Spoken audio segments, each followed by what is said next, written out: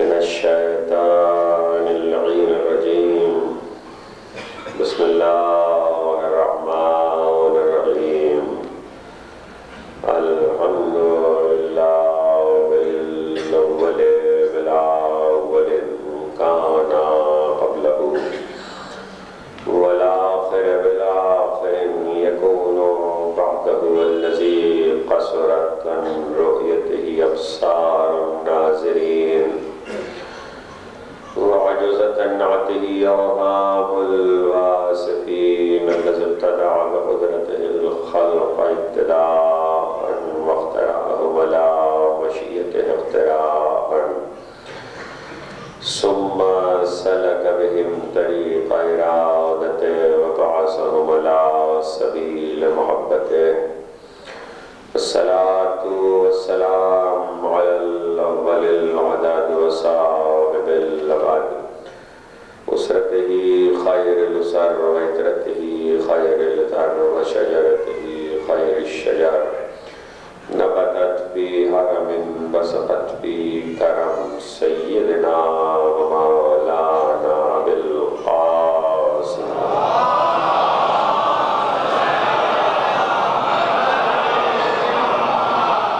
وأهل بيته الطيبين الطاهرين المعصومين المظلومين الذين أذهب الله عنهم الرجس وطهرهم تطهيرا.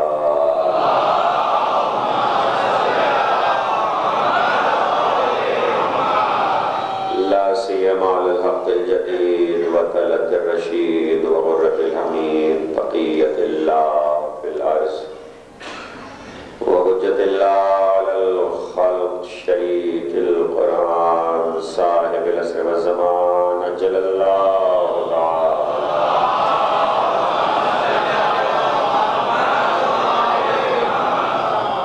ولعنة الدائمة الباقية على أعدائهم ومنكر فضائلهم وغاصب حقوقهم أجمعين من يوم ظلمهم إلى يوم الدين. أما بعد فقد قال الله سبحانه وتعالى في محكم كتابه الحكيم وله المثل الأعلى في السماوات والأرض وهو العزيز الحكيم. صلوات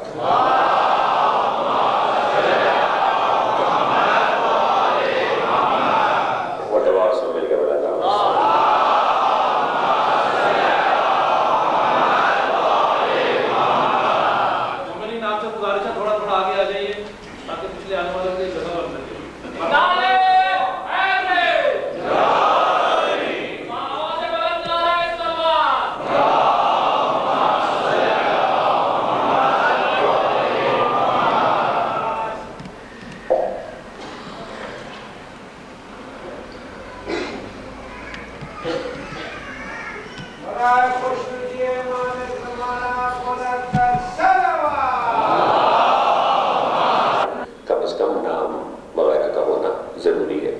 یہ جو سوال بھیجا گیا ہے یہ اس لیے بھی بس اتنا ہی کہہ دیتا ہوں کہ رسول اکرم کی حدیث ہے کہ علی حق کے ساتھ اور حق علی کے ساتھ ہے، تو اس کلام کے سلسلے میں تشریح میں کچھ بتایا جائے. پچھلے سال اسی منبر سے پورا عشرہ اسی حدیث کی شرح میں احقاق حق کے عنوان سے پڑھ چکا ہوں، اس لیے ظاہر ہے کہ کسی بات کی دہرانے کی ضرورت نہیں ہے. اگر کسی صاحب نے یہ سوال بھیجا ہے، ممکن ہے کہ وہ اس عشرے میں تشریف نہ لا سکے ہو، تو بہتر یہ کہ وہ اس کا ریکارڈ لے کر سن لیں تو ان کو اپنے سوال کا جواب مل جائے گا. اس لیے کہ پھر ایک حدیث کی شرح میں پوری تقریر چاہیے ہوگی اور ہمارا موضوع اور عنوان رک جائے گا. پر سبھی نے تذکرہ اگر کہیں پر آ گیا تو انشاءاللہ میں ذکر کر دوں گا. صلوات کی جگہ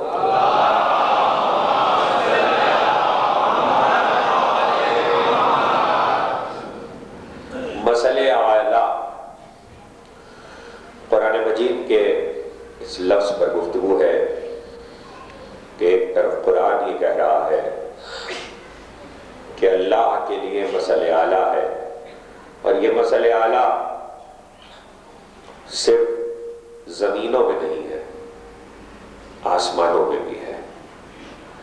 وَلَهُ الْمَثَلُ الْأَعْلَى فِي السَّمَاوَاتِ وَالْأَرْضِ، یعنی مثل اعلیٰ کے دائرہ کار اور اس کا اختیار نہ خالی زمین سے مختص ہے نہ فقط آسمانوں سے مخصوص ہے۔ اور پیغمبر یہ کہتے نظر آ رہے ہیں کہ یا علی انت مثل الاعلیٰ، اے علی تم مثل اعلیٰ ہو۔ اور جب علی کو مثل اعلیٰ اللہ کا رسول بتا رہا ہے تو ایک طرف آیت کی تفسیر، مصداق اور تعبیر بیان کر رہا ہے، دوسری طرف اللہ کا رسول یہ بھی بتا رہا ہے کہ مقام علی کا سمجھنا اس کے لیے بھی ضروری ہے جو محبت کرتا ہے، اس کے لیے بھی ضروری ہے کہ جو علی کی معرفت حاصل کرنا چاہتا ہے، اس کے لیے بھی ضروری ہے کہ جو علی سے دور ہے۔ دیکھیے علی کے معاملے میں سب سے بڑی بات ہے ہی یہی کہ غلط فہمیاں اس لیے پیدا ہوئیں کہ علی کو سمجھا نہیں گیا۔ اگر علی کو سمجھنے کی کوشش کی جاتی، مقام علی کا ادراک کرنے کی کوشش کی جاتی، تو یقیناً 1400 سال میں بہت سی غلط فہمیاں دور ہو جاتی۔ قرآن مجید جب یہ کہتا ہے کہ وَلَقَدْ صَرَفْنَا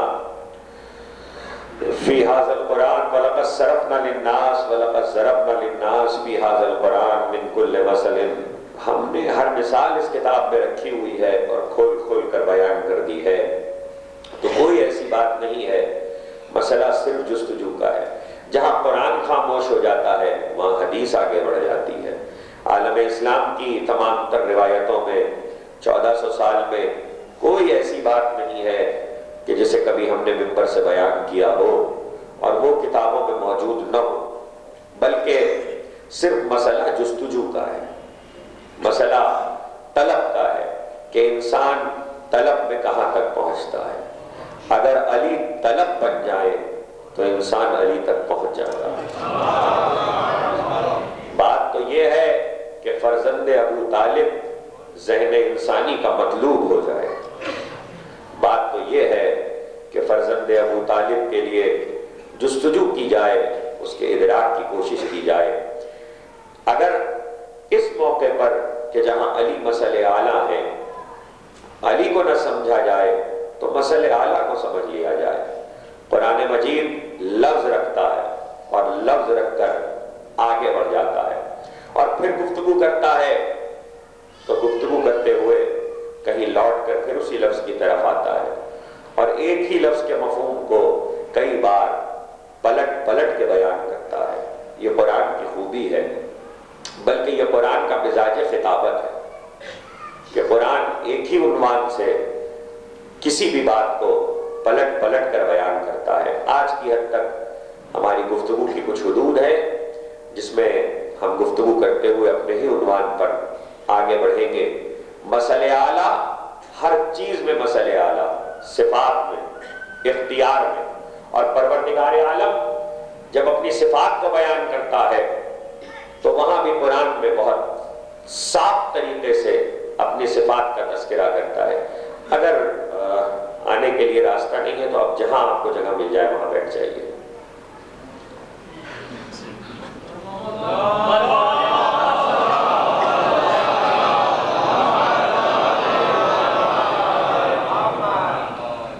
سلام علیکم۔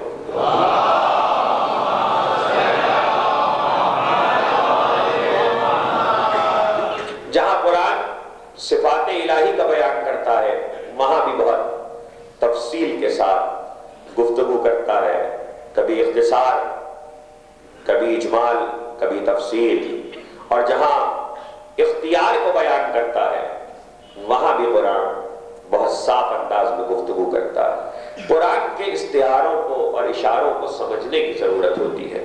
جب وہ اشارے اور استعارے سمجھ میں آ جاتے ہیں تو بات کھلتی چلی جاتی ہے۔ قرآن مثال دیتا ہے تو اسی معاشرے سے مثال دیتا ہے، اسی مشاہدے کی دنیا سے مثال دیتا ہے۔ قرآن مجید ایک لفظ رکھتا ہے اور اس لفظ کا تعارف کرانا شروع کرتا ہے۔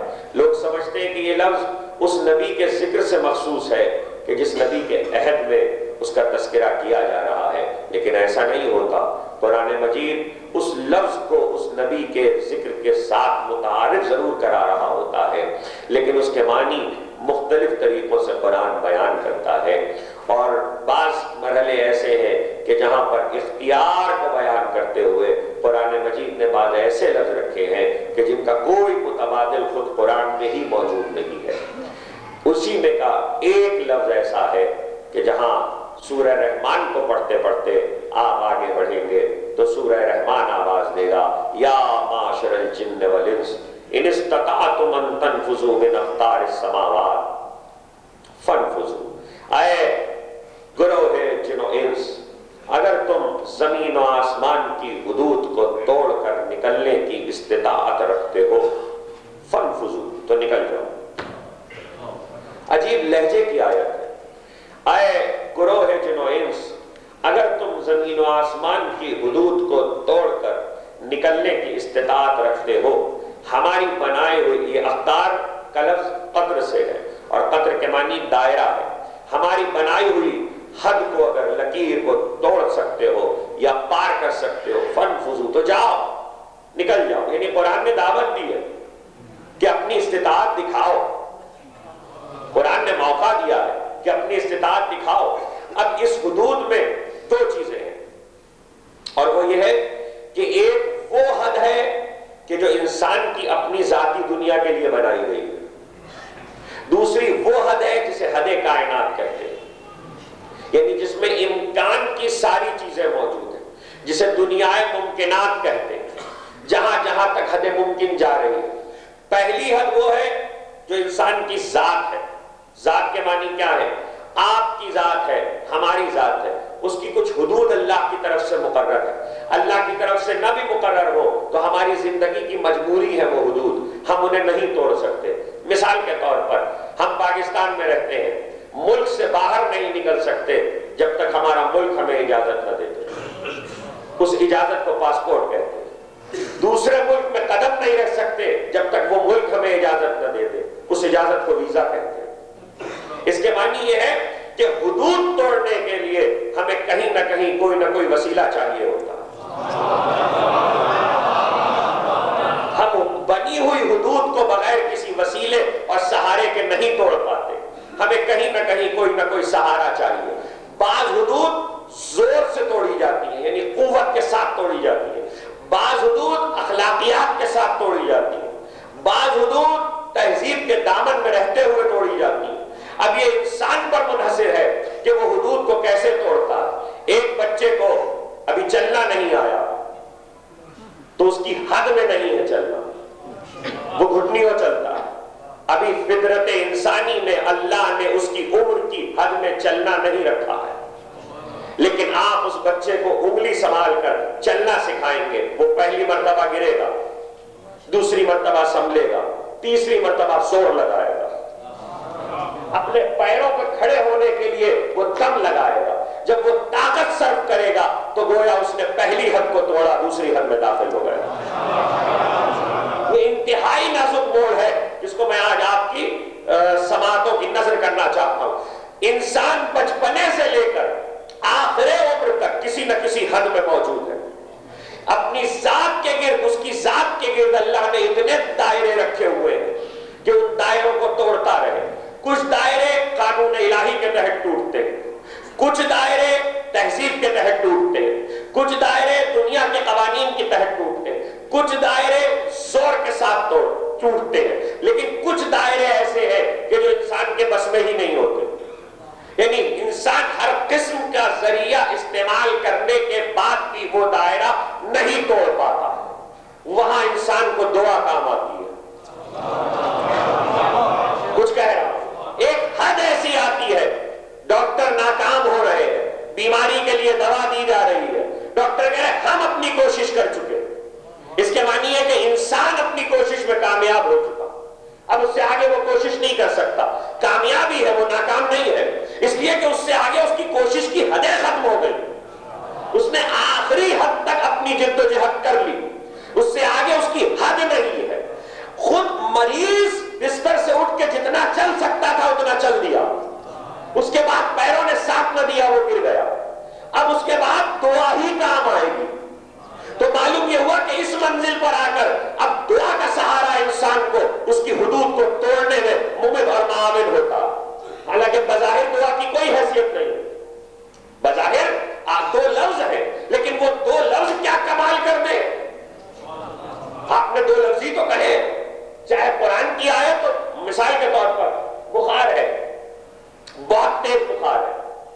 سر پہ پٹیاں رکھی جا رہی ہیں ٹھنڈے پانی کی، ڈاکٹر دوا دے رہا ہے، بخار نہیں ٹوٹ رہا، ٹوٹ کے نہیں دے رہا، اب کیا کریں گے؟ آخری مرحلہ یہ، ڈاکٹر کہہ رہا بخار نہیں ٹوٹ رہا، دوا پہ دوا دی جا چکی ہے، ٹھنڈے پانی کی پٹیاں رکھی جا رہی ہیں، نہلایا جا چکا ہے، بخار کا علاج امام نے کہا نہلا دو، تیز بخار ہو تو ٹھنڈے پانی سے نہلا دو، تو نہلایا جا چکا ہے لیکن بخار نہیں ٹوٹ رہا، اب آخری حد کیا ہے؟ دعا، سر پہ ہاتھ رکھا، یا نارو کونی بردن و سلامن علی ابراہیم کی جگہ علی فلاں، امام نے کہا پیغمبر کی حدیث سے ابراہیم کا نام ہٹا دو اور وہاں پہ مریض کا نام لگا دو، یا نارو کونی بردن و سلامن، پیشانی پہ ہاتھ رکھ کے پڑھ دو، بخار ٹوٹ جائے گا۔ دو جملے ہی تو تھے، جہاں دوا کام نہ آ سکی وہاں جملے نے کام کیا۔ اس کے معنی ہر جگہ کے لیے اللہ نے، اب جملے میں کتنا زور ہے یہ تو پڑھ کے پتا چلے گا، اس آیت میں کتنا دم ہے، اس لفظوں میں کتنی طاقت ہے، یہ تو پڑھ کے اندازہ ہوگا۔ اس میں بعض اوقات کچھ اور بھی چیز کاؤنٹ کرتی ہے، پڑھنے والے کی زبان پہ اثر نہیں ہے، پھر وہی بات آ گئی، زور نہیں، تو کہیں کسی کا زور چلتا ہے کہیں کسی کا زور نہیں چلتا۔ قرآن مجید نے زور کے لیے، طاقت کے لیے ایک طرف قوت کا لفظ استعمال کیا، دوسری طرف ایک اور عجیب و غریب لفظ استعمال کیا، اور اس لفظ پر قرآن مجید کے پڑھنے والوں کو بعض دفعہ حیرت ہو جاتی ہے۔ قرآن نے دو دائرے بتائے، ایک آپ کی ذات کے گرد دائرہ ہے، اس کو توڑ سکتے ہو تو اس کو توڑو، دوسرا دائرہ کائنات کا ہے۔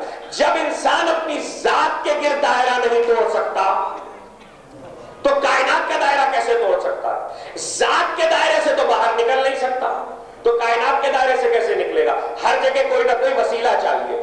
پچھلی نسلیں جو انسان کی گزری وہ زمین کی حدود سے نہیں نکل پا رہی تھی، آنے والی نسلوں نے جہاز بنایا تو انسان فضا میں آ گیا، حد کو توڑا نا، زمین کی حد سے باہر نکلے تو فضا میں آئے، ایک حد توڑی، اس سے زیادہ حد توڑا تو چاند پہ پہنچے، اس سے زیادہ حد کو توڑا تو مریخ کی طرف سفر ہوا۔ لیکن قدرت چیلنج کر رہی ہے کہ کائنات کو توڑ دو، حدیں کائنات کو توڑ دو۔ اب یہ بہت عجیب و غریب قدرت کا چیلنج ہے کہ حدیں کائنات کو کون توڑ سکتا ہے؟ اس چیلنج میں دو باتیں رکھی ہوئی ہیں کہ ہم نے جس چیز کو اپنے اختیار میں رکھا ہے، جو ہم نے قانون بنا دیا ہے، تم اسے نہیں توڑ سکتے، تمہارے بس میں نہیں ہے۔ فن وضو اگر توڑ سکتے ہو تو نکلو، جہاز بنا کے زمین کی حدود سے تو نکل سکتے ہو، کائنات کی حدود سے نہیں نکل سکتے۔ یہ نہیں ہے کہ قدرت نے اس کا حل نہ بتایا ہو، حل بتایا ہے، لیکن انسان کتنا ہی زور لگا لے، کتنی ہی طاقت صرف کر لے، اس حدود سے باہر نہیں جا سکتا۔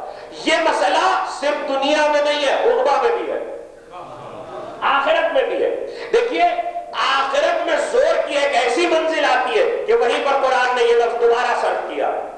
شیطان، ہم کہتے ہیں عام طور پر انسان یہی کہتا کہ شیطان نے بہکا دیا، اس کے معنی شیطان نے اپنا زور صرف کیا ہے آپ پر، شیطان نے اپنی طاقت لگائی ہے ہم پر بہکانے کے لیے۔ لیکن قرآن کہتا ہے کہ جب میدان حشر ہوگا اور کاروبار حساب نمٹ چکا ہوگا تو اس وقت شیطان اپنے ماننے والوں سے کہے گا، شیطان اپنے ماننے والوں سے کہے گا، ما لی علیکم من سلطان، ما کان لی علیکم من سلطان، میرے لیے تم پر کوئی زور نہیں تھا، میں نے تو صرف تمہیں بلایا تھا، تم تو خود چل کر آ گئے۔ شیطان اپنے ماننے والوں سے کہے گا میرے لیے تم پر کوئی زور نہیں تھا۔ مترجمین نے یہاں یہ ترجمہ کیا ہے کہ لفظ سلطان کے معنی طاقت کے ہے، اور شیطان نے اس بات کی تردید کر دی کہ میرے پاس کوئی طاقت نہیں تھی کہ میں تم پر لگا سکوں، میں نے تو تمہیں دعوت دی تھی، تم نے میری دعوت کو قبول کر لیا۔ ایک بات تو طے ہو گئی کہ حق اور باطل کے امام میں ایک فرق ہے جو کھل گیا۔ بات حق کا امام کبھی بھی اپنے ماننے والوں سے برات نہیں کرتا۔ شیطان نے میدان حشر میں اپنے پیروکاروں سے کہا کہ میں نے صرف تمہیں بلایا تھا، تم چل کر آئے، تمہارے نفس کا قصور ہے۔ امام بری ہو گیا باطل کا، جو لے کے چلا تھا اس نے اپنی امت کو چھوڑ دیا۔ یہی حق و باطل کے امام میں فرق ہے، یعنی زور نہیں لگایا، اس نے بھی کہہ دیا کہ میں نے زور نہیں صرف کیا۔ اور قرآن مجید نے، مترجمین نے کہا کہ یہ لفظ سلطان کا لفظ زور کے لیے آیا ہے، اسی سے ہے سلطنت، جس کا زور زیادہ ہوگا اس کی سلطنت وسیع ہوگی، اسی سے ہے تسلط، اسی سے ہے مسلط، اسی سے ہے مالک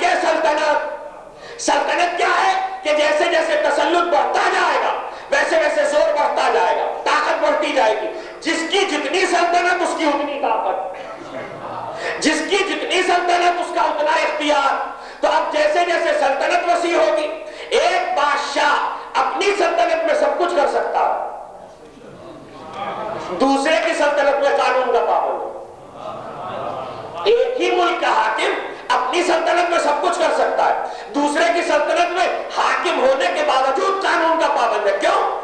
تم بھی تو صاحب سلطنت ہو. کہ یہاں کا صاحب سلطنت کوئی اور ہے. اس کے معنی یہ سلطنت ختم ہو گئی, یہاں سے سلطنت کی حدود بڑھ گئی. اللہ اپنی سلطنت کے لیے کہہ رہا ہے کہ میری سلطنت کی حدود توڑ کر دکھاؤ, اور تم توڑ نہیں سکتے. اس لیے کہ جب بادشاہ ہو کہ دوسرے بادشاہ کی سلطنت کی حدود میں توڑ سکو تو پھر یہ کیسے توڑ سکو گے؟ دوسری طرف قرآن کہہ رہا لقد ارسلنا موسیٰ بآیاتنا وسلطان مبین, ہم نے موسیٰ کو آیتوں کے ساتھ بھیجا اور سلطان مبین کے ساتھ بھیجا, یعنی کھلے ہوئے زور کے ساتھ. توجہ کیجئے گا, کھلے ہوئے زور کے ساتھ. مترجمین نے لکھا یہاں بھی زور مراد ہے, ایک نے کہا برہان مراد ہے, تیسرے نے کہا نشانی مراد ہے, لیکن نشانی مراد نہیں ہے, برہان مراد نہیں ہے, دلیل مراد نہیں ہے. بعضوں نے اس کا مطلب دلیل بھی لیا. ارے زور تو خود دلیل ہوتا ہے, طاقت تو خود دلیل ہوتی ہے. جہاں طاقت ہوتی ہے وہاں طاقت بتا دیتی ہے کہ ہمارے پاس ہے, اس لیے کسی دلیل کی ضرورت نہیں ہوا کرتی. قرآن کہہ رہا ہے کہ ہم نے موسیٰ کو, دوسری جگہ پر قرآن کا 4 جگہ پر یہ آیت ہے, موسیٰ کو ہم نے سلطان کے ساتھ بھیجا, آیتوں کے ساتھ بھیجا. وَلَقَدْ آتَيْنَا مُوسَىٰ 9 آیات بینات, ہم نے موسیٰ کو 9 کھلی ہوئی آیتیں دی تھی. آیتیں 9 ہیں, سلطان اس کے علاوہ. توجہ, آیتیں 9 ہیں, سلطان اس کے علاوہ. آیتیں سلطان کے ساتھ نہیں ہے. دوسری جگہ قرآن کہہ رہا ہے کہ ہم نے موسیٰ اور ہارون دونوں کو سلطان کے ساتھ بھیجا. مورخین نے کہا کہ سلطان معجزہ ہے, معجزہ آیتوں میں آ گیا, اس لیے کہ جو 9 آیتیں قرآن نے کہیں ہیں گنوائی ہیں ان میں ید بیضا بھی ہے, ان میں عصائے موسیٰ بھی ہے, یہ سب آیتیں ہیں, یہ سلطان نہیں ہے. سلطان کوئی ایسی طاقت ہے جو موسیٰ کو عطا کی گئی ہے, اور اس طاقت کی وجہ سے فرعون ناکام ہوا, اس لیے فرعون کے پاس موسیٰ کو سلطان کے ساتھ بھیجا گیا. مفسر اس بات پر مصر ہے کہ سلطان کے معنی طاقت کے ہیں, سلطان کے معنی زور کے ہیں, سلطان کے معنی برہان کے ہیں. لیکن میں کیا کروں کہ سورہ رحمان کی آیت مکمل کرتا ہوں تو معنی نہیں کھلتے. توجہ کیجئے گا, معنی نہیں کھلتے. ابھی میں نے آدھی آیت پڑھی تھی, یا معاشر الجن والانس ان استطعتم ان تنفذوا من اقطار السماوات فانفذوا, تو جاؤ نکلو ہماری کائنات کی حدوں کو توڑ کر. لا تنفذون الا بسلطان, جب تک سلطان تمہیں نہ مل جائے تم نکل ہی نہیں سکتے. سلطان کے بغیر, سلطان کے ذریعے اگر سلطان تمہارے پاس نہ ہو تو تم نہیں نکل سکتے. تو کیا اس کا مطلب طاقت ہے؟ کیا اس کا مطلب قوت ہے؟ نہیں, الا بسلطان. سلطان تمہارے ساتھ ہوگا تو تم کائنات کی حدیں توڑ سکتے ہو. اس لیے کہ قرآن کی آیت میں اللہ کے ساتھ بعد میں ایک اور پورا جملہ رکھا ہوا, لا تنفذون الا بسلطان, نہیں نکل سکتے مگر سلطان ہوگا تو نکل جاؤ گے. سلطان کے ساتھ ہوگے یا سلطان تمہارے ساتھ ہوگا تو نکل جاؤ گے. میں کیسے مان لوں کہ سلطان کے معنی زور ہے؟ من قتل مظلوما فجعلنا لولیہ سلطانا, جس کو مظلومیت کے عالم میں قتل کیا گیا ہم اس کے ولی کو سلطان بنا دیتے ہیں. جس کو مظلومیت کے عالم میں قتل کیا گیا ہم اس کے ولی کو سلطان بناتے, اس کے وارث کو سلطان بناتے. اب پتا چلا کہ سلطان زور نہیں ہے, کوئی جیتا جاگتا آدمی ہے, اس لیے کہ کسی کے وارث کو سلطان بنایا جا رہا ہے. قرآن کہہ رہا ہے, اور دوسری طرف قرآن کہہ رہا ہے سلطان کے بغیر نہیں نکل سکتے. اور تیسری منزل قرآن میں قیامت ہو گئی کہ پیغمبر نے دعا کے لیے ہاتھ اٹھا دیے. قرآن نے کہا تھا اے میرے حبیب دعا کرو پروردگار کی بارگاہ میں, اور دعا کیا, وَاجْعَلْ لِي مِن لَّدُنْكَ سُلْطَانًا نَصِيرًا, مجھے اپنے پاس سے سلطان دے دے. اب کھلا کہ سلطان بھی خدا ہی دیتا, تمہارے پاس نہیں ہوتا.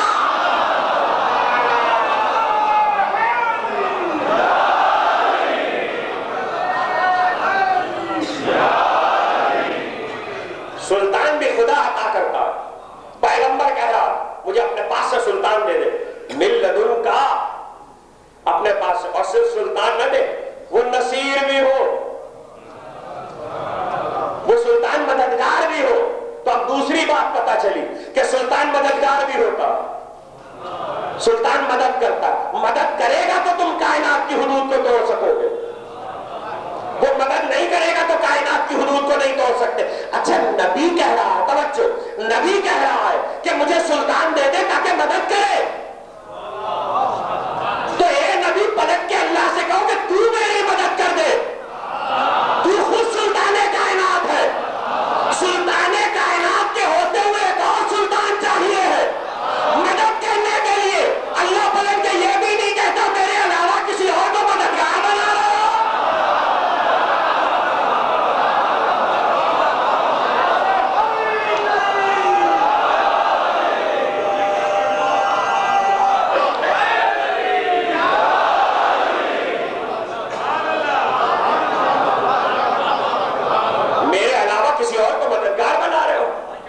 دوسری جگہ قرآن نے کہہ دیا, شیطان نے کیا کہا تھا, مالی ما کان علی علیکم من سلطان.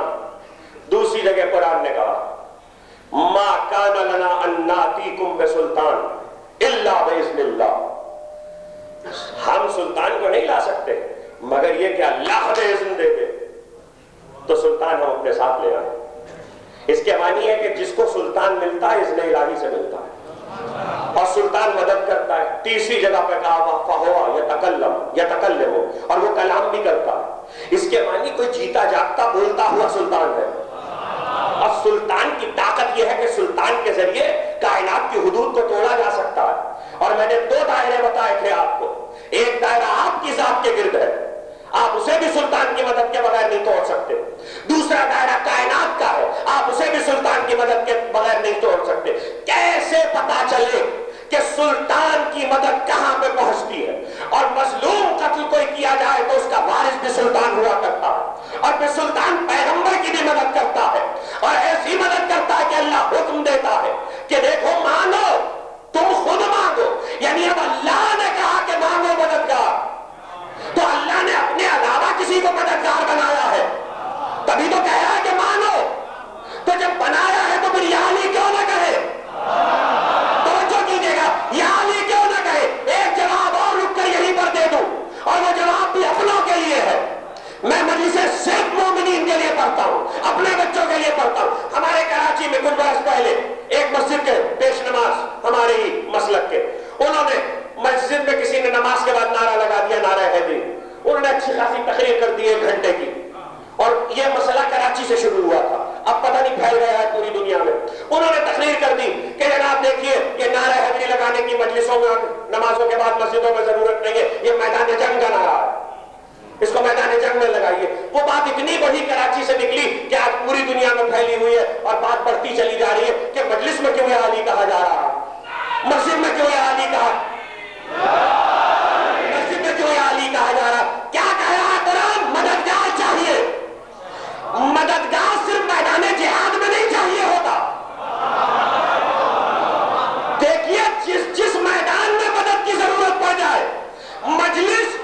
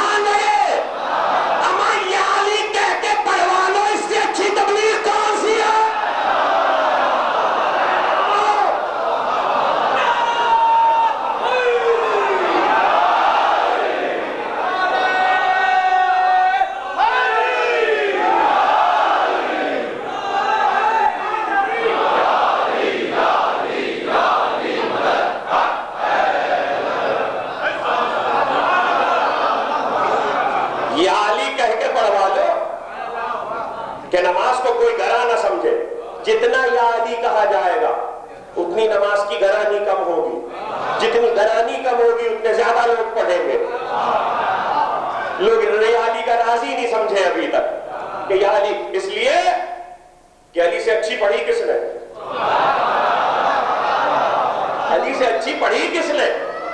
اس لیے اگر یہ نہ سمجھ میں آئے کہ اطاعت الہی میں پڑھنی ہے تو صرف اس لیے پڑھ لو کہ علی نے پڑھی تھی. ارے اس نے سجدہ کیا، اور یہی تو علی کہتے تھے تجھے لائق سجدہ سمجھ. نہیں، خدا کی قسم. اب ایک اچھا سا جملہ آ گیا اور اس کو محفوظ کر لیجئے گا. لوگ مجھ سے اکثر پوچھتے ہیں نماز کیوں پڑھے؟ میں نے کہا بس ایک لیکن ہر ایک کی اپنی اپنی توجیہ ہوتی ہے. کلم الناس علی قدر عقولہم، لوگوں کو ان کی عقلوں کے مطابق بتایا کرو، لوگوں سے ان کی عقلوں کے مطابق بات کیا کرو. بات سیدھی سی ہے، نماز کیوں پڑھے؟ حکم خدا. نہیں سمجھ میں آ رہا تو 5 مرتبہ دن میں پروردگار کی بارگاہ میں سجدے میں سر رکھ کر کہو خدا بندہ تیرا شکر ہے کہ تو نے محبت علی میں پیدا کیا.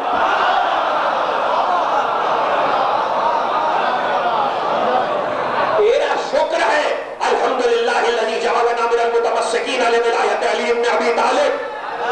پروردگار ساری تعریف تیرے لیے کہ تو نے ہمیں علی بن ابی طالب کی ولایت سے متمسک کیا. تو ولایت علی کا شکرانہ ہی صحیح. تو مسجد میں بھی علی کہا جائے، مجلس میں بھی کہا. اور یہ کیا کہ مجلس میدان جہاد نہیں ہے، میدان جہاد میں علی کہا جائے گا، نعرہ حیدری کی مجلس میں ضرورت نہیں ہے. اس کی یہ کیا کہہ دیا؟ اما سمجھو تو کہ میدان جہاد ہوتا کیا ہے. عبد الملک نے کہا، حشام ابن عبد الملک نے کہا کہ جعفر صادق کے ایک صحابی حشام ابن حکم کا ایک جملہ میرے دل پر 1,00,000 تلواروں سے زیادہ بھاری ہے. 1,00,000 تلواریں جتنے زخم لگاتی ہیں اس کے برابر ایک جملہ جعفر صادق کے صحابی کا جملہ میرے دل پہ زخم لگاتا ہے. لوگ سمجھے ہی کہاں. ایک میدان جہاد وہ ہے، ایک میدان جہاد یہ ہے. زخم نہ آ رہے ہوتے تو درد کیوں ہوتا؟ فضیلت علی پہ درد کیوں ہوتا؟ زخم آ رہے ہیں نا، میدان جہاد ہے نا، ہم جملوں سے لڑ رہے ہیں. تو اگر حوصلہ پست ہونے لگے تو نعرہ حیدری کے سوا کیا کرے؟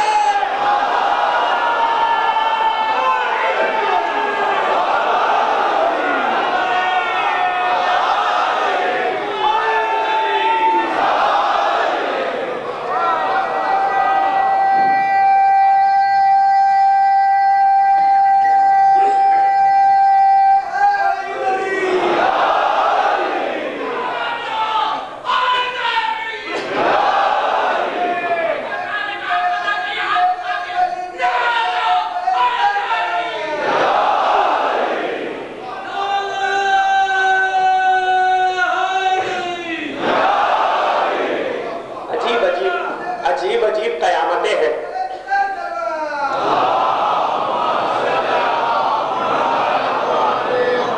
ابھی ہمارے کراچی میں ایک صاحب نے کہہ دیا وہ وقت ضائع ہوتا ہے،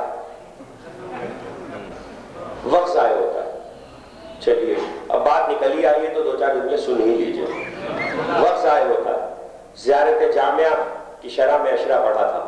زیارت جامعہ کے آخر میں آ کر ایک جملہ فما احلا اسماءکم، اے اہل بیت کتنے میٹھے نام ہیں تمہارے، کتنے شیریں نام ہیں تمہارے. ناموں میں ہے شیرینی. اور فقہ جعفری میں مذہب اہل بیت میں اسماء اہل بیت کا زبان پر جاری کرنا تسبیح ہے، ورد ہے. اما ایک اکیلا بولتا رہے آپ عبادت میں شریک نہ ہو تو مجمع بھی عبادت میں شریک ہے. یا علی کہنے سے وقت کیسے ضائع ہو جائے گا؟ اور بات یہ ہے کہ صاحب قوت کا ذکر ہے. یا علی اس لیے کہا جا رہا ہے کہ پیغمبر سے کہلوایا گیا، اور پیغمبر نے صرف میدان جہاد میں نہیں کہا ہے. پیغمبر نے خالی میدان جہاد میں نہیں کہا، ہر منزل پر کہا کہ مجھے سلطان دے دے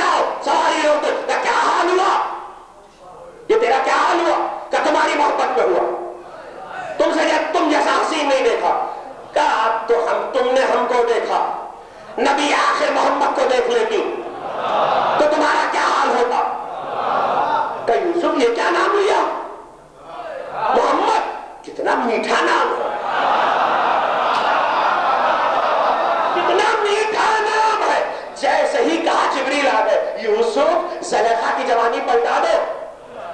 اللہ نے کہا کیوں؟ کہ اس لیے کہ ہمارے محبوب کی محبت دل میں آ گئی. دیکھا نہیں ہے محمد کو، توجہ، دیکھا نہیں ہے محمد کو، صرف نام محمد زبان سے لیا ہے تو دل میں محبت آئی ہے. نام لینے سے دل میں محبت آتی ہے، اس لیے یا علی کا ہوتا کہ محبتیں بڑھے. اور دوسرا جملہ لینا، اس لیے یا علی کا ہو تاکہ محبتیں بڑھے. اور جب یا علی کا ہو گئے، محمد کا نام آیا، جوانی پلٹی. اس کے معنی ہے کہ دونوں بھائیوں کے نام میں یہ تاثیر ہے کہ ڈوبتی ہوئی چیز کو پلٹ دیتے ہیں. یا علی کہتے رہو، مقدر کے سورج بولتے رہو.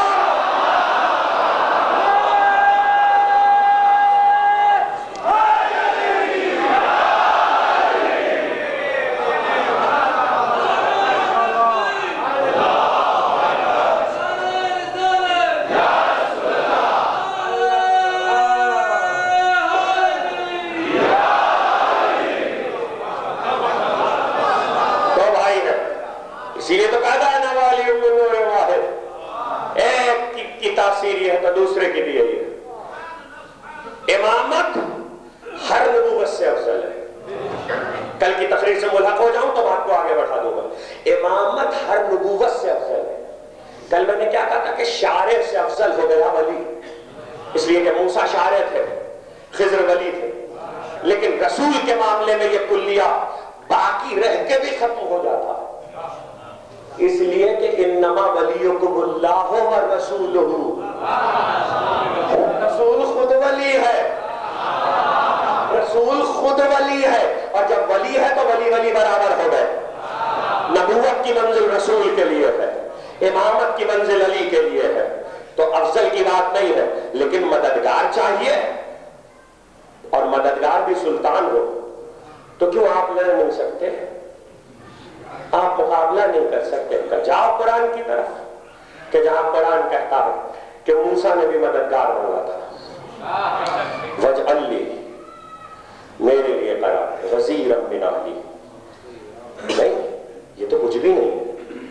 جہاں دوسری جگہ قرآن کی آیت میں موسیٰ کی دعا ہوا افصح منی لسانا، کیا کہا میں نے سلطان بولنے والا ہوتا، وہ مجھ سے زیادہ فصیح ہے، اس کو میرے ساتھ بھیج دے. تو تم بھی تو بولتے ہو. کہ قیامت تک اس بات کو یاد رکھنا کہ قرآن کا اصول یہ ہے کہ نبوت کے سارے کمال. ایک جملے سے بات آگے بڑھا دوں. سلطان تھے نا سلیمان، سلطان تھے نا سلیمان، اپنی مملکت کے قبضہ تھا گردنوں پر. یہ کیوں کہا؟ کون لائے گا تخت، کون لائے گا؟ یہ صرف بتایا تھا کہ نبوت کی ساری قوت اس کے سلطان سے کھلے گی. تو قیامت تک پیغمبر کے سارے کمال علی سے کھلیں گے. پیغمبر کے سارے کمالات رسالت علی سے کھلیں گے، اس لیے کہ علی وہ سلطان ہے. اور سلطان کی پہچان کیا ہے؟ توڑ دے. تم اس کے ساتھ جاؤ گے تو حدود کائنات کو، مجھے آنا ہے، کیا کروں، اپنے ممدو تک آنا ہے، لیکن دو چار جملے، تم اس کے ساتھ جاؤ گے تو حدود کائنات سے نکل سکتے ہو. اگر سلطان جو سورج پلٹ سکتا ہے، جس کے در پہ ستارہ اتر سکتا ہے، جس کی چوکھٹ پہ تارہ اتر سکتا ہے، وہ کائنات کے نظم سے بھی تمہیں کہیں اور لے جا سکتا ہے. اس کے ساتھ تو چلو. تمہیں کیا پتا کہ کائنات کے پرے کیا ہے؟ اس لیے قرآن نے کہا تھا یا معاشر الجن والانس ان استطعتم ان تنفذوا من اقطار السماوات فانفذوا لا تنفذون الا بسلطان. تم سلطان کے بغیر نہیں نکل سکتے ہو. سلطان تمہاری ذات کی حدوں کو بھی توڑے گا، کائنات کی حدوں سے بھی تمہیں لے کر نکل سکتا. سلطان کو یاد رکھنا، ہر عہد میں سلطان موجود ہوگا، کوئی نہ کوئی سلطان ہر عہد میں موجود ہے. حضرت سلمان فارسی آ گئے اور ایک مرتبہ آ کر کہنے لگے، بڑا زمانہ گزر گیا، 20 برس گزر گئے، کہنے لگے یا ابا الحسن، غم فراق رسالت جب سے دل میں آیا ہے رسول کے جانے کے بعد سے، تب سے مسکرایا نہیں ہوں.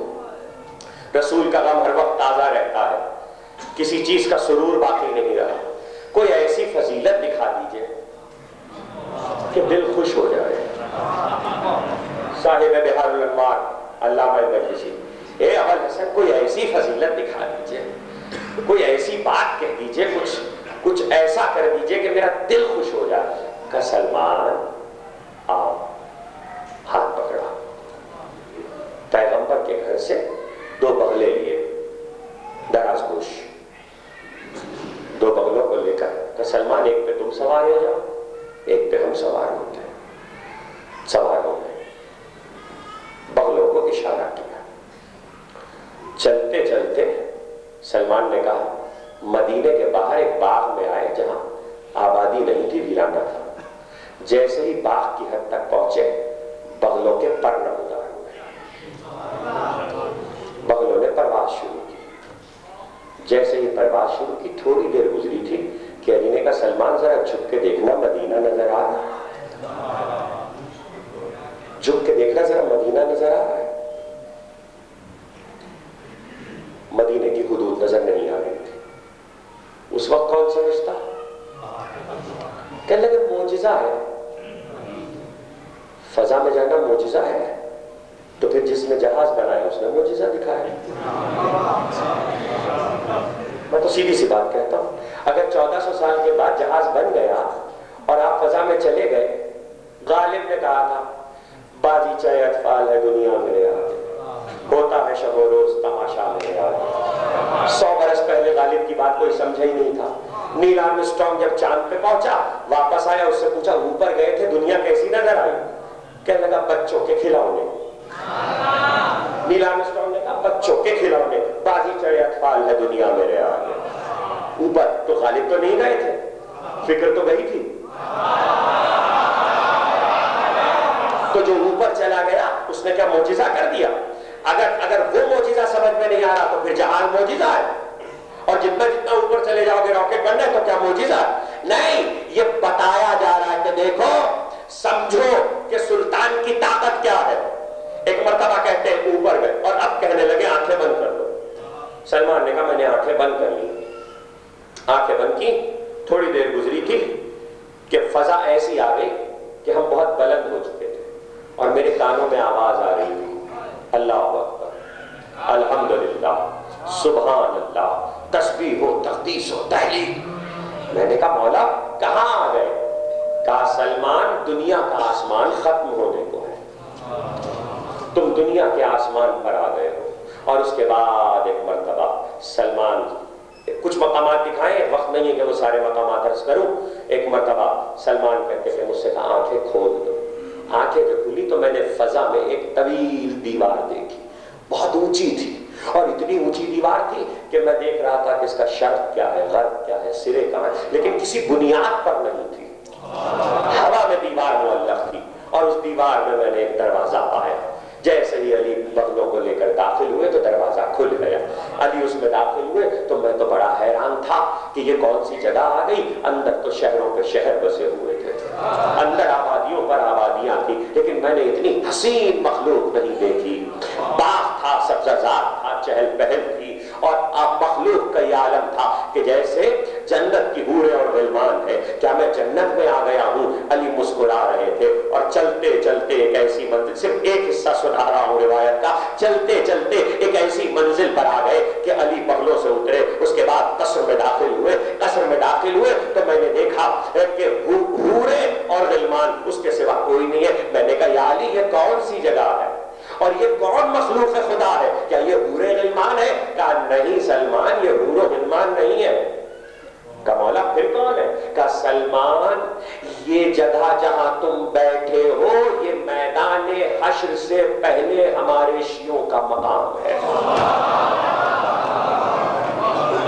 ہذہ جنت لشیعتنا، یہ جنت ہے ہمارے شیعوں کے لیے، اور اے سلمان اس جنت سے دوسری جنت میں منتقل کیے جائیں گے حشر کے بعد۔ تو کہا کہ مولا یہ کون ہے سب؟ کہا جو وہاں سے ہوتے ہیں وہ یہاں آ جاتے ہیں، جب موت سے گزر جاتے ہیں تو یہاں آ جاتے ہیں۔ تو سلمان کہنے لگے میں نہیں جاؤں گا۔ سلمان نے کہا میں واپس نہیں جاؤں گا۔ سلمان جانتے تھے ایک نبی ادریس تھے جو جنت میں رک چکے تھے، انہوں نے کہا تھا میں واپس نہیں جاؤں گا۔ سلمان نے کہا میں نہیں جاؤں گا۔ علی مسکرائے گا سلمان یہاں تک آنے کے لیے ایک شرط ہے کہ موت کے راستے سے گزرنا پڑتا ہے، تو واپس تو تمہیں جانا پڑے گا۔ دوسری جگہ بھی علی نے دکھائی ہے، پھر کبھی موقع ہوا تو تفصیل سے دکھائیں گے۔ سلمان کہتے ہیں وہ ساری جگہوں سے گزار کر دورہ کر کے اب جو واپس آئے تو پھر ہم مدینے میں اترے۔ کہاں تھا مقام؟ ہے نا اسی دنیا میں کہیں۔ سلمان کی روایت موجود ہے، علی لے کر چلے گئے، حدود کائنات سے کہیں نکلے نا، زمین کی حدوں سے، یعنی دائرہ ٹوٹا ہے۔ میں کچھ کہہ رہا ہوں، دائرہ ٹوٹا ہے، بس اب ذات کا دائرہ ٹوٹے کہ کائنات کا دائرہ ٹوٹے، اس کے لیے سلطان چاہیے، اور جب سلطان آ جائے تو دائرے ٹوٹ جایا کرتے ہیں۔ لو میں اپنی منزل تک آ گیا، تصویریں دنیا میں بولا نہیں کرتی، تصویریں دنیا میں باتیں نہیں کیا کرتی، تصویر تصویر ہوتی ہے، کوئی تصویر کو مجسم نہیں کر سکتا، لیکن سلطان عرب و عجم آ جائے تو تصویر کا شعر بھی زندہ ہو جاتا۔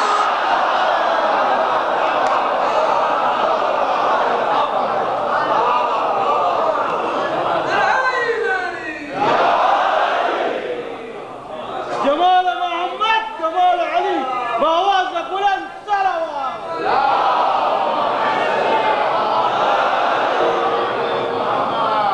12 میں ایک کا لقب ہی ہو گیا، سلطان عرب و عجم۔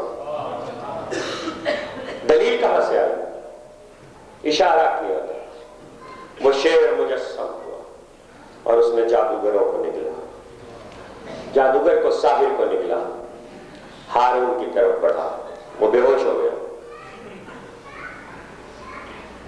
واپس دیکھیے کیا کہا تھا میں نے، سلطان کے اختیار میں بلانا بھی پلٹانا بھی، صرف بلایا نہیں پلٹایا بھی ہے، اور اب جو پلٹا تو پھر تصویر ہو گیا۔ ایسا کیسے ہو سکتا ہے؟ کیا قرآن میں موجود نہیں ہے؟ قرآن تو واضح کر چکا۔ ایک مرتبہ دلیل کہاں سے، جب اسے ہوش آیا کہ اس سے کہیے، اس سے کہیے کہ یہ اگل دے میرے جادوگر کو، میرے مصاحب کو۔ کلمہ نہیں پڑھتا علی رضا کا، لیکن کتنا یقین ہے علی رضا پر، کیا اس سے کہیے، اتنا ایمان ہے تجھے کہ یہ کہہ دیں گے تو اگل دے گا؟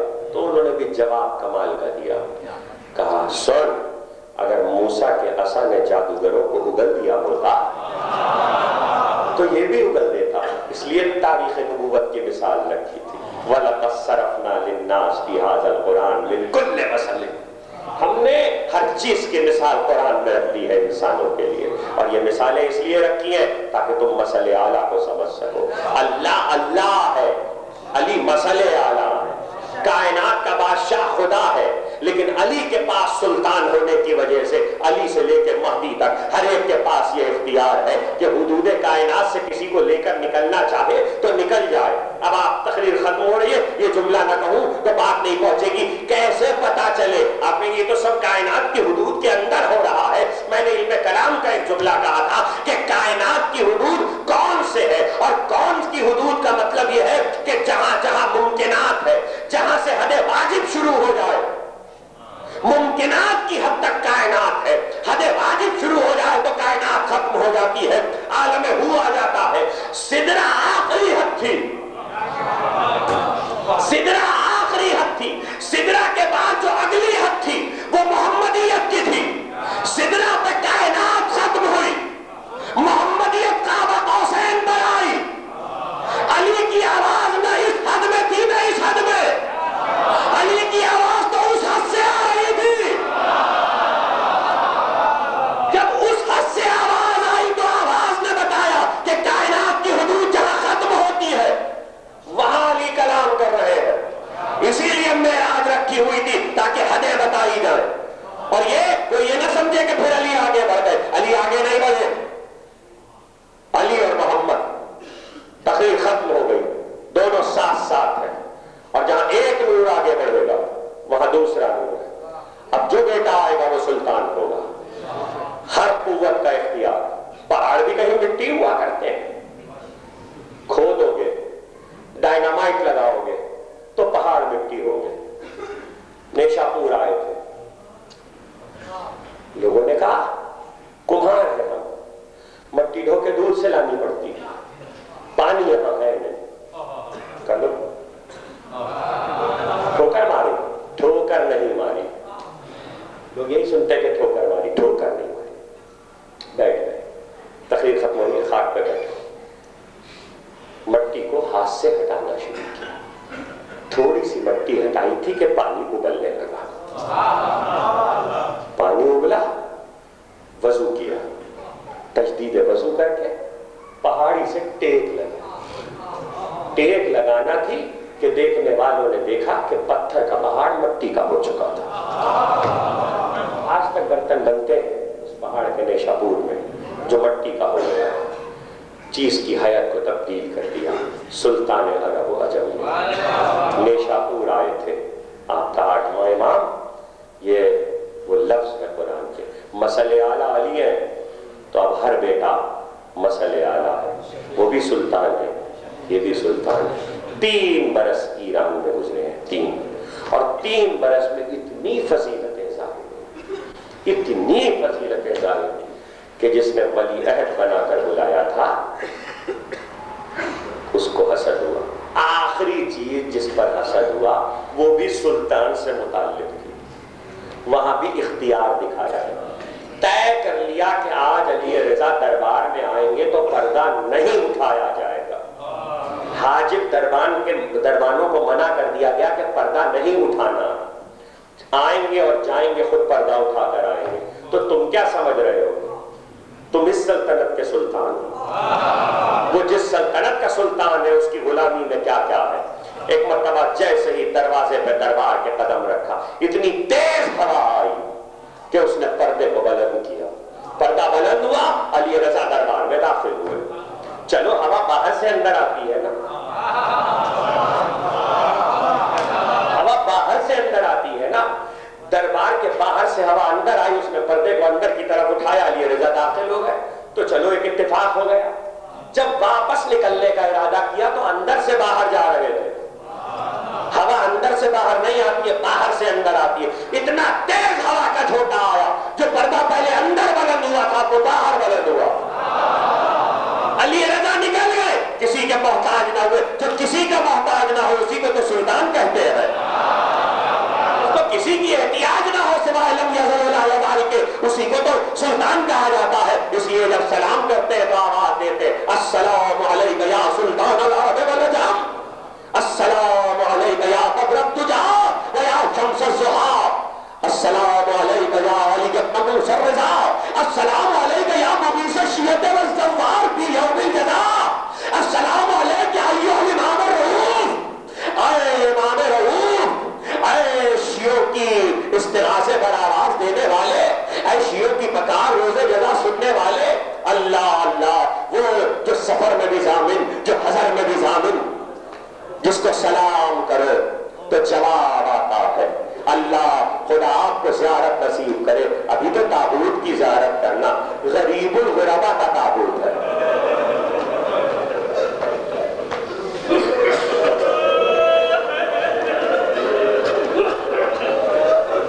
سلطان عرب و عجم بھی ہیں اور غریب الغربا بھی ہیں، غریب الغربا کا تابوت ہے۔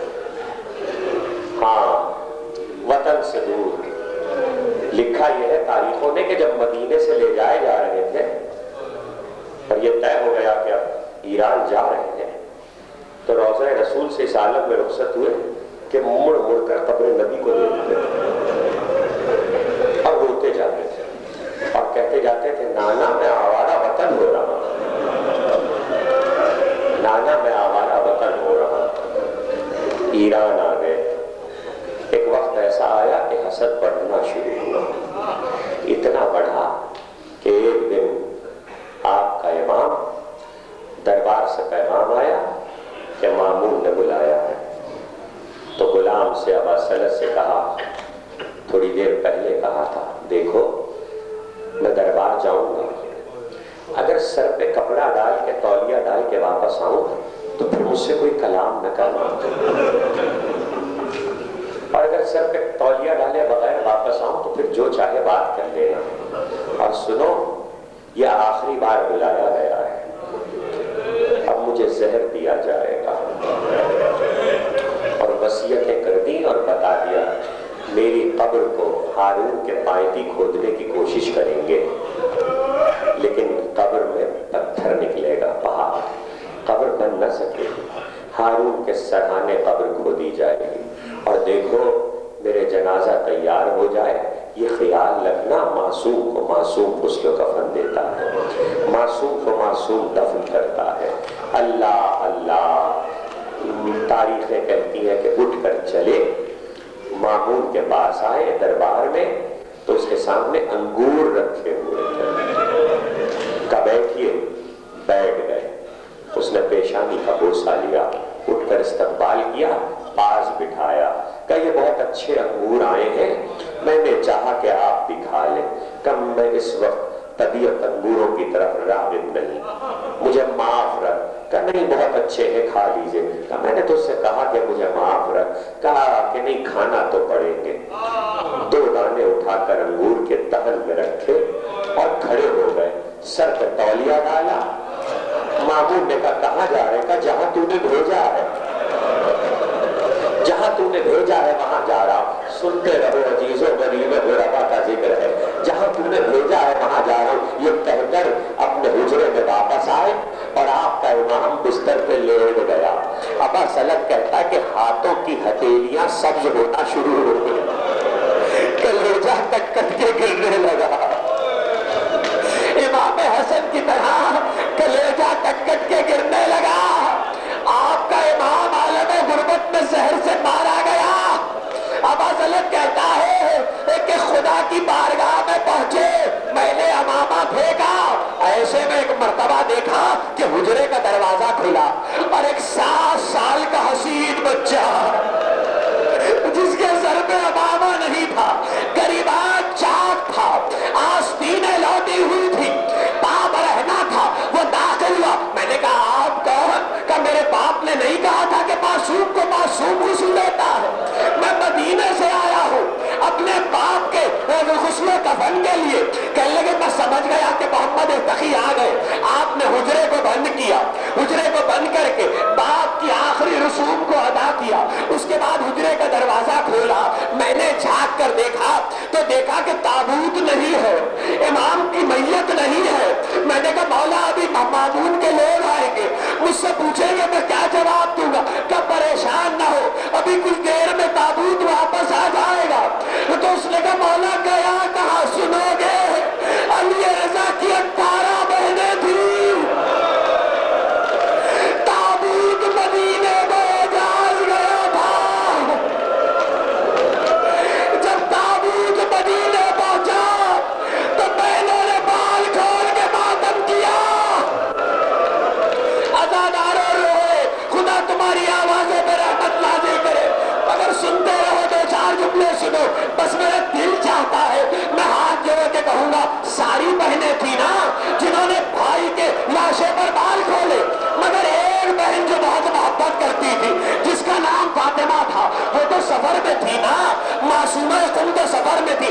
کہتے ہیں جب معصومہ قم کے قریب ساوا پہ پہنچی تو قم والے استقبال کرنے کے لیے آئے، تو بی بی نے ہماری کا پردہ ہٹا کے دیکھا کہ کالے علم ہے، کالے لباس ہے، کالی شال ازا گلے میں ڈلی ہے۔ تو بی بی نے کنیزوں سے کہا ذرا پوچھو تو ان کا کوئی سردار مارا گیا کہ یہ ہمیں لینے آئے ہیں تو تعزیتی لباس میں آئے ہیں؟ کوئی کچھ نہ بتاتا تھا، ہماری کو قم میں اتارا گیا، خیمے میں بی بی کو لا کے بٹھایا گیا۔ جب قم کی عورتیں سیاہ لباس پہنے ہوئے آئی تو بی بی ایک ایک کے چہرے کو دیکھتی تھی اور کہتی تھی ارے تمہارا کون مارا گیا کہ سارا شہر سوگوار ہے؟ تو ان میں رئیس کی بیوی نے ہاتھ جوڑے، کہا بیوی تمہارا بھائی خراسان میں مارا گیا۔ راستے میں معصومہ کو زہر دیا گیا تھا، یہ سننا تھا کہ معصومہ قم نے رونا شروع کیا، بھائی کی یاد میں